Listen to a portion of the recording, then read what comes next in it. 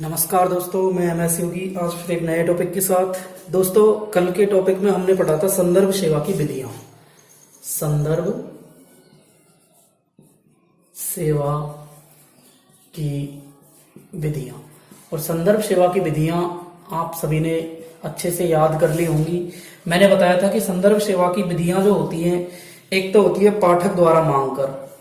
मैं एक बार दोहरा देता हूं इसको, पाठक द्वारा मांग कर, पाठक द्वारा मांग कर।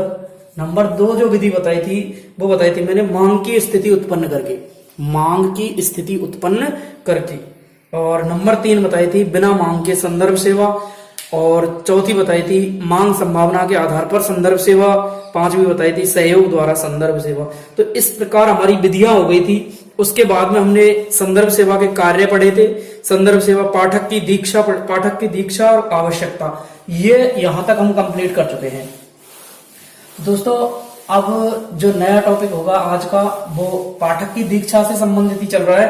अब हम दोनों में अंतर करके चलेंगे कि पाठक दीक्षा क्या होती है और उपयोगकर्ता शिक्षण क्या होता है। एक तो पाठक दीक्षा और एक हमें दूसरा जो लेना है उपयोगकर्ता शिक्षण। कौन सा? उपयोगकर्ता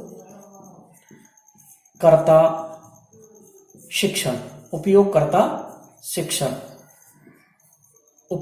शिक्षण यहां ये हमें पढ़ना है। तो पाठक दीक्षा होती है, मैंने आपको बताया था कि पाठक दीक्षा नवागंतुक जो पाठक होते हैं, नए जो पाठक होते हैं, उनके लिए होती है। तो नंबर 1 हम लिख सकते हैं यहां पर कि पाठक दीक्षा नए पाठकों के लिए होती है। पाठक दीक्षा नए पाठकों के लिए होती है, नए पाठकों के लिए होती है। जबकि उपयोगकर्ता जो शिक्षण है, उपयोगकर्ता शिक्षण उन पाठकों के लिए होता है, यहां मैं लिख देता हूं, उन पाठकों के लिए होता है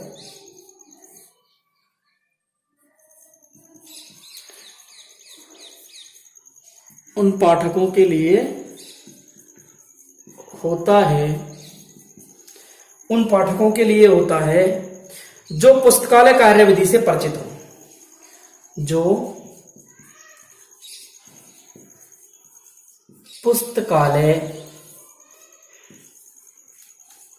कार्यविधि से परिचित हो, पुस्तकालय कार्यविधि से परिचित हो। नंबर 1 हमें जो समझना है वो है पाठक की दीक्षा। पाठक दीक्षा जो होती है, पाठक दीक्षा में तो आपको याद रखना है कि पाठक दीक्षा नए जो पाठक होते हैं उनके लिए होती है। और उपयोगकर्ता जो शिक्षण है, उपयोगकर्ता शिक्षण होता है ऐसे पाठक जो पुस्तकालय की कार्यविधि से पहले से ही क्या होते हैं, परिचित होते हैं। नंबर 2 पॉइंट की बात करते हैं हम। तो नंबर 2 जो पॉइंट होगा हमारा वो होगा, एक तो अपना किसके लिए, पाठक दीक्षा में हमें पढ़ना है क्या, पाठकों को सामान्य जानकारी दी जाती है। पाठकों को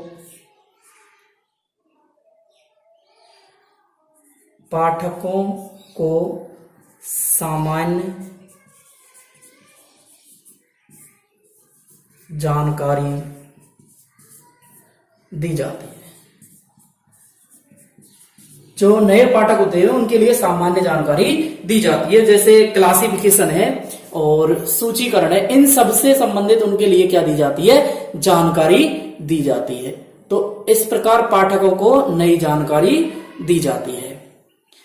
अब 2 पॉइंट यदि हम उपयोगकर्ता शिक्षण में पढ़ें, उपयोगकर्ता शिक्षण के यदि दूसरे पॉइंट की बात करें तो यहां तो सामान्य जानकारी दी जाती है और यहां इनको विशिष्ट जानकारी दी जाती है। तो लिख सकते हैं हम पाठकों को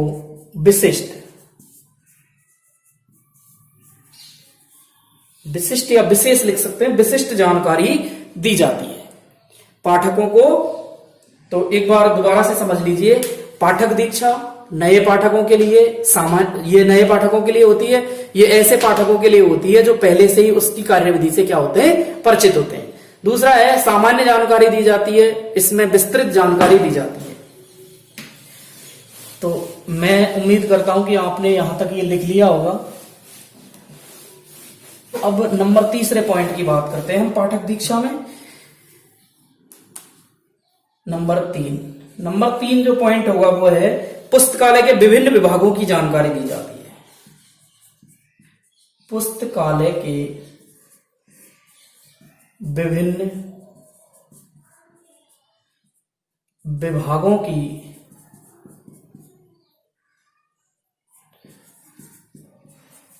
जानकारी दी जाती है।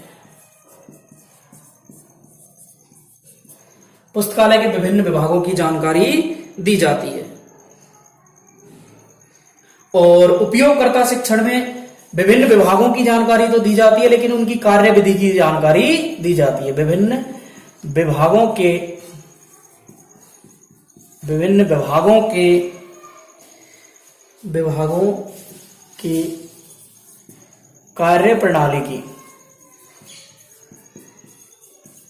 कार्यप्रणाली की जानकारी दी जाती है। तो आपको याद रखना है कि इसमें पुस्तकालय के विभिन्न विभागों की जानकारी दी जाती है नए पाठकों को, जबकि जो उपयोगकर्ता शिक्षण है उसमें विभिन्न विभागों के साथ में उनकी कार्यप्रणाली कैसे कार्य किया जाता है उसकी भी जानकारी दी जाती है। तो ये मैं उम्मीद करता हूं कि, और अगर मैं आपकी इजाजत भी चाहता हूं कि इसको मैं मिटा दूं यदि आपने लिख लिया हो तो, यहां तक मैं उम्मीद करता हूं कि आपने ये लिख लिया होगा। अब देखिए इसके आगे हमें क्या करना है कि पाठक दीक्षा की विधियां कौन कौन सी होती हैं। पाठक दीक्षा की 3 विधियां होती हैं, प्रत्यक्ष, अप्रत्यक्ष और मिश्रित। प्रत्यक्ष, अप्रत्यक्ष और मिश्रित, इसमें हमें देखना है कि मैं हेडिंग बना देता हूं कि पाठक दीक्षा की विधियां। पाठक दीक्षा की विधियां। पाठक दीक्षा की विधियां कौन कौन सी होती हैं? पाठक दीक्षा की विधियां 3 होती हैं। एक तो होती है प्रत्यक्ष, एक होती है अप्रत्यक्ष और एक होती है मिश्रित, यानी दोनों को मिलाकर। तो मैं इसको 3 भागों में बांटने की प्रयास करता हूं कि एक तो होती है प्रत्यक्ष विधियां। प्रत्यक्ष विधियां होती हैं जिनको सीधे ही, और एक होती है अप्रत्यक्ष और एक होती है आपकी कौन सी? मिश्रित, दोनों का मिला जुला रूप। तो सबसे पहले हम पढ़ेंगे प्रत्यक्ष विधियां, और प्रत्यक्ष जो विधियां हैं, प्रत्यक्ष विधियां कौन कौन सी हैं और अप्रत्यक्ष विधियां कौन कौन सी हैं। तो प्रत्यक्ष जो विधियां हैं वो देखिए आप कि प्रत्यक्ष विधियां में जो लाइब्रेरियन होता है वो पाठक के लिए लाइब्रेरियन का व्याख्यान करता है।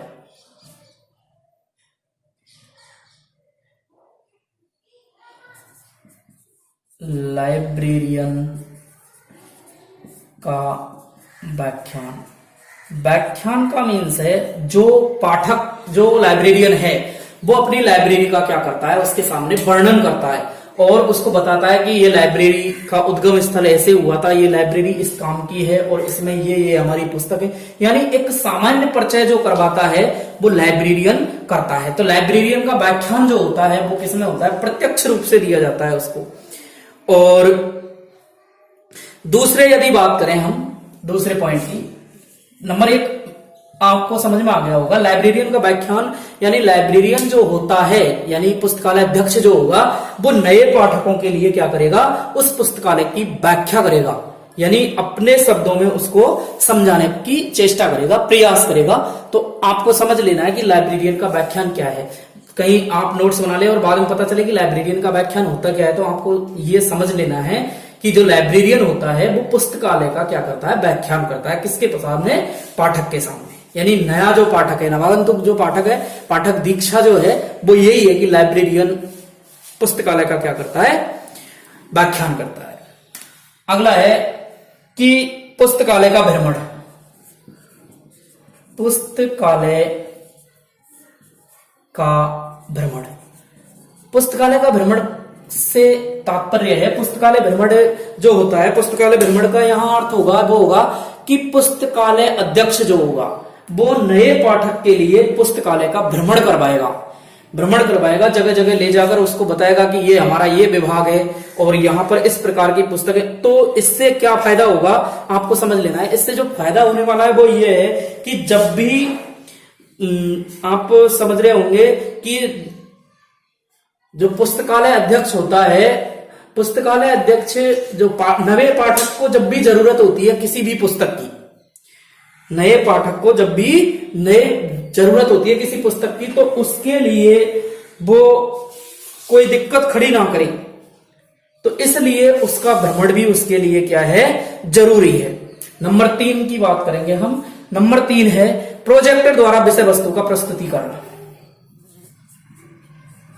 प्रोजेक्टर द्वारा विषय वस्तु का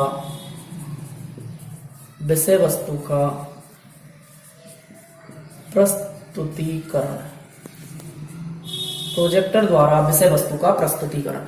तो आपको याद रखना कि प्रोजेक्टर के माध्यम से, यानी प्रोजेक्टर के माध्यम से भी किसी वस्तु का प्रस्तुतिकरण किया जा सकता है। एक प्रोजेक्टर लगा दिया, जैसे प्रोजेक्टर लगाकर अभी आप देख लो, जैसे मैंने ये लगा रखा है, बोर्ड है मेरा, बोर्ड के माध्यम से मैं आपको दिखा रहा हूं कि ये हमारी लाइब्रेरियन की व्याख्यान क्या होती है, पुस्तकालय का भ्रमण क्या होता है, प्रोजेक्टर विषय वस्तु क्या होता है। तो इसी प्रकार पुस्तकालय अध्यक्ष जो होगा नए पाठक के सामने एक प्रोजेक्टर लगाकर विभिन्न विभागों को उस प्रोजेक्टर के माध्यम से क्या कर सकता है, प्रक्षेपित कर सकता है, वो उसके सामने फेंक सकता है, यानी पटक सकता है, रख सकता है उसके सामने उस किसको, उस मैटर को, यानी जो भी हमारी पुस्तकालय का जो विषय वस्तु है या उसकी जो स्थान है, उन सभी को उनके सामने क्या कर सकता है, रख सकता है और उनको उसके माध्यम से बता सकता है कि हमारा ये विभाग इस तरह का दिखता है, उसका मॉडल वो दिखा सकता है वहां से।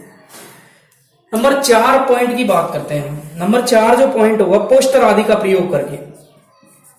पोस्टर आदि का प्रयोग करके,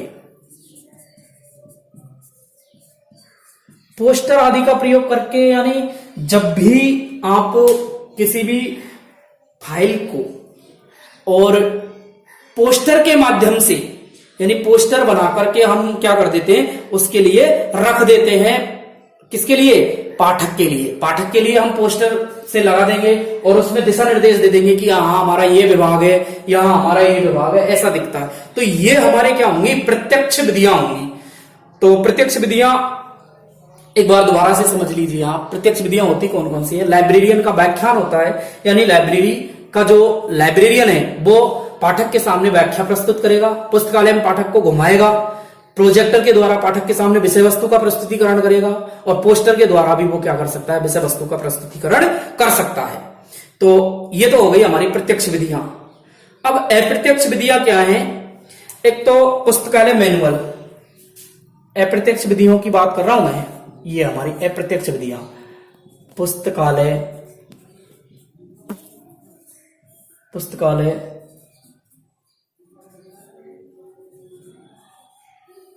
मैनुअल, पुस्तकालय मैनुअल, पुस्तकालय जो मैनुअल होगा,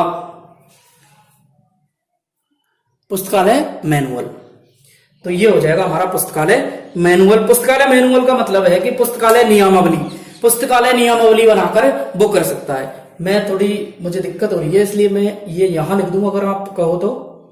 अगर मुझे पता है आपके मन में यही चल रहा है कि कोई दिक्कत नहीं है हमें, आप यहां लिख सकते हो, तो मैं ये यहां लिख रहा हूं अप्रत्यक्ष विधियों के रूप में। अप्रत्यक्ष, पहले प्रत्यक्ष पढ़ी थी, अब अप्रत्यक्ष पढ़ रहे, यानी नियमावली लिखकर। पहला जो है मैंने लिख दिया है, दूसरा देखिए आप। दूसरा है पुस्तकालय बुलेटिन। पुस्तकालय बुलेटिन का मीन्स है, मैं लिख देता हूं एक बार, पुस्तकालय बुलेटिन। पुस्तकालय बुलेटिन का अर्थ है कि पुस्तकालय के जो बुलेटिन होते हैं, समाचार पत्र, न्यूज़पेपर के माध्यम से भी वो हमें क्या कर सकता है, उसका उसकी विधियों द्वारा उसके बारे में हमको बताया जा सकता है। किसकी? पुस्तकालय के बारे में। पुस्तकालय बुलेटिनों के माध्यम से भी वो पुस्तकालय के बारे में बता सकता है। दूसरा है नंबर 3 पुस्तकालय पाथफाइंडर। नंबर 3 है पुस्तकालय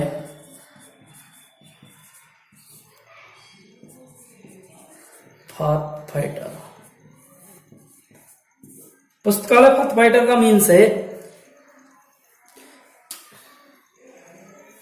पाथफाइंडर कर देते हैं इसको, पाथफाइंडर। इसको एक बार समझ लीजिए, नया शब्द है। पुस्तकालय पाथफाइंडर का मीन्स होता है कि यदि आपने कभी भी पुस्तकालय की जो यानी क्या कह सकते हैं हम, जिसको मॉडल जो होता है यानी उसका प्रतिरूप के माध्यम से जिसमें दिखाया जाता है, यानी नक्शा कह सकते हैं हम उसको, जो पुस्तकालय के नक्शे के माध्यम से उसको कहते हैं पुस्तकालय पाथफाइंडर। यानी पुस्तकालय के नक्शे को यदि हम पुस्तकालय के बीचों बीच में रख दें और उसमें बता दें कि यहाँ हमारा ये विभाग है, यहाँ हमारा ये विभाग है, और उसके मॉडल के माध्यम से भी पाठक आसानी से क्या समझ सकता है, उसको समझ सकता है। तो ये उसके लिए अप्रत्यक्ष विधियां होंगी। उसमें पुस्तकालय लाइब्रेरियन कुछ नहीं बता रहा है, लेकिन पाठक स्वयं समझ जाता है कि यहाँ किस लिए रखा है, ये क्या है। ये नंबर 4 जो पॉइंट कह सकते हैं हम कि पुस्तकालय की वेबसाइट बना दी जाए। पुस्तकालय की वेबसाइट द्वारा यानी हमने पुस्तकालय की एक वेबसाइट बना रखी है। पुस्तकालय की वेबसाइट, जैसे मैं मेरी बात करूं, मैंने MS बल्लभगढ़ नाम से एक चैनल बना रखा है। इस चैनल के माध्यम से आप लोगों को, आप मेरे नए पाठक हैं और कुछ ऐसे हैं जिसमें पुराने पाठक भी हैं, तो जो भी नया सब्सक्राइबर मेरा जुड़ता है उसके लिए मेरा जो चैनल है वो क्या है, वेबसाइट होगी उसकी, और उसके माध्यम से वो, अब मैंने उस पर कई प्रकार की वीडियो डाल रखी है। जैसे अब मैंने उसमें आप देखोगे कि लाइब्रेरी से संबंधित 50-60 वीडियो है मेरी जो मैंने उसमें डाल रखी है, तो आप उनको रोज देखोगे तो आपके लिए तो वो क्या है, आपके लिए अप्रत्यक्ष रूप से मैंने बता दिया है। मैं उसमें बताता हूं कि मेरे प्लेलिस्ट में ये वीडियो डाली हुई है, तो ये क्या होगा आपके लिए कि अप्रत्यक्ष होगा। ठीक है। अब नंबर 2 तीसरी विधि आती है। नंबर 1 थी हमारी प्रत्यक्ष विधि, नंबर 2 थी हमारी अप्रत्यक्ष विधि, और नंबर 3 थी हमारी मिश्रित। तो मिश्रित में हम लिख सकते हैं कि दोनों को यदि मिला दें, दोनों का मिला रूप क्या कहलाता है, मिश्रित कहलाती है। यानी दोनों विधियां जब मिल जाती हैं तो वो आपके लिए क्या होगी, मिश्रित विधियां होंगी। तो ये आपका हो जाएगा पाठक दीक्षा की क्या विधियां, पाठक दीक्षा की विधियां। तो यहां तक मैं उम्मीद करता हूं कि आप इस बात को समझ गए होंगे, और अब आगे हम जो पढ़ने वाले हैं वो महत्वपूर्ण ही है। अगर दोस्तों आप मेरे इस चैनल पर नए हैं तो एक बार चैनल को सब्सक्राइब जरूर कर लें। नीचे लाल बटन का निशान लगा हुआ है, उस पर क्लिक करें और इस चैनल की सदस्यता को क्या कर लें, ग्रहण कर लें, और साथ ही बेल आइकन के निशान को दबाएं, जिससे कि आपको मेरी आने वाली पर डे की जो आपको क्या है नोटिफिकेशन मिलती रहेगी। दोस्तों 19 तारीख का पेपर है, याद रखना है, अच्छे से आपको क्या करनी है, प्रिपरेशन करनी है। तो अब हमारा एक नया टॉपिक है संदर्भ पुस्तकालय अध्यक्ष के गुण। संदर्भ पुस्तकालय अध्यक्ष के गुण। दोस्तों ये वीडियो हम आपके लिए बहुत जल्दी प्रोवाइड करवाएंगे, तो आप देखते रहिए हमारे चैनल को। Thank you so much.